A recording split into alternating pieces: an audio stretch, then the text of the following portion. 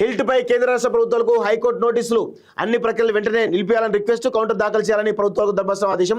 విచారణ 29కి వాయిదా అంటూ చూస్తున్నాయి. నన్ను క్షమించండి, హైకోర్టుకు హైడ్రా కమిషనర్ రంగనాథ్ వేడుకోలు. బతుకమ్మ కుంట కేసులో విచారణకు హాజరు కానందుకు అంటూ చూస్తున్నాం. అబ్బా క్షమించండి అంటున్నాడు. ఏందో చూద్దాం ఒకసారి. ఆ క్షమించండి ఏంది, ఆ కత్తి ఏంది, కార్ఖాన్ ఏంది. ముంపు ప్రాంతానికి వెళ్లడంతోనే కోర్టుకు హాజరు కాలేకపోయానని తనను క్షమించాలని హైడ్రా కమిషనర్ వేడుకున్నారు. అంబర్పేట బతుకమ్మ కుంట కేసు విచారణకు ఏవి రంగనాథ్ శుక్రవారం హైకోర్టుకు హాజరయ్యారు. గత నెల 27న కేసు విచారణకు హాజరు కాకపోవడంపై న్యాయస్థానం అఫిడవిట్ రూపంలో వివరణ ఇచ్చారు. బతుకమ్మ కుంటపై దాఖలైన స్టే పిటిషన్లు విచారించినటువంటి హైకోర్టు హైడ్రా కమిషనర్ వ్యక్తిగతంగా హాజరు కావాలంటూ ఆదేశాలలో పేర్కొంది.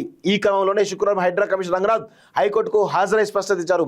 బాజ్పల్లి ప్రాంతంలో నివాస ప్రాంతాలు ముంపుకు గురైనటువంటి క్రమంలో వెళ్లాల్సి వచ్చిందన్నారు. హైడ్రా కమిషనర్ వివరణను స్వీకరించిన హైకోర్టు తదుపరి విచారణకు కమిషనర్ హాజరు కావాల్సిన అవసరం లేదంటూ మినహాయింపించింది. కేసు విచారణలో దాఖలైన కంటెంప్ట్ పిటిషన్ కొట్టివేసింది. ఇరుపక్షాల వాదనలు పరిశీలించిన ధర్మాసనం 18వ తేదీకి కేసు విచారణ వాయిదా వేసిందంటూ చూస్తా ఉన్నాం.